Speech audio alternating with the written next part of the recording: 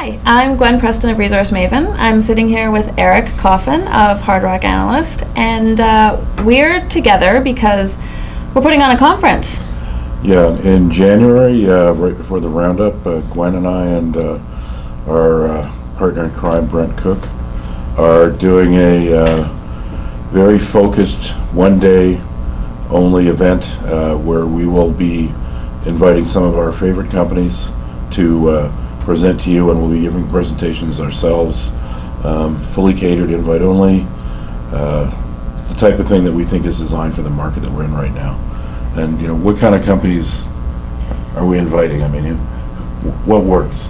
Right, so in today's market, that's a very select group, the group that works. Yeah. So I think we have a couple categories, and one of those categories are specific uranium companies. So I think you and I and Brent Yeah. agree that uranium is one of the more bullish commodities out there. The exact time frame for that, is debatable, but in the medium term, we all see some upside on uranium from a real supply constraint perspective. Yeah. And because of that, there are specific uranium stories that work. So what do you think it describes a good uranium production scenario? Well, the one that I invited off my list is Energy Fuels, and I started following them because I like the fact that they're not a big producer, but they are a producer. They're doing a little bit better than breaking even, generating cash, but they're also in the middle of permitting a large number of projects. They're basically lining up a lot of potential production increases. They're not gonna kick those into gear unless uranium price goes up enough. But I like the fact that it has the potential, if there is another uranium price spike like we've seen before, they can get out, do long-term contracts, lock it in, and actually deliver pounds into it. And that's exactly what happened in the last uranium price spike. Is utilities got scared of of increasing prices, so they locked in a bunch of contracts, and now they're actually have been paying more than spot for quite some time. Energy Fuels has been benefiting from that by being able to sell into higher price contracts. The company on my list that I invited is a similar situation. It's Uranium Energy. They're not in production, but they are doing exactly the same thing in that they're preparing a whole bunch of projects that are low cost, in situ operations that as soon as uranium does start to move, which we're expecting, they're going to be able to turn the switch and start producing into that environment. Yeah.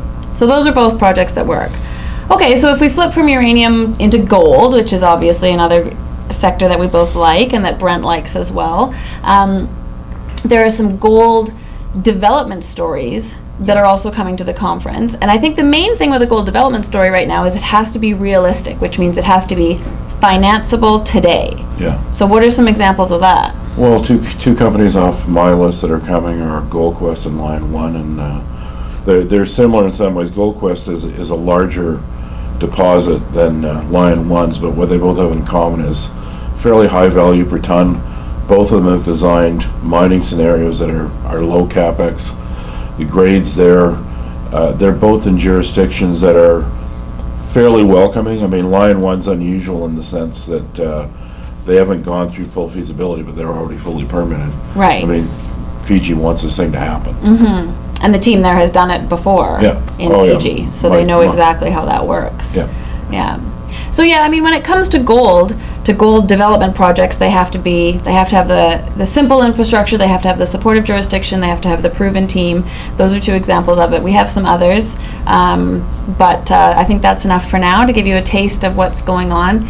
The main thing is the companies coming to this event have been recommended by either Eric, Brent Cook, or myself. So it's a vetted group of companies that we all have our own money invested in because we believe that they are that select group that really work in today's mining environment. So January 23rd, meet them face to face, get a chance to grill the CEOs of all these companies, and while you're doing it, we'll grill some things for you so you can have a nosh.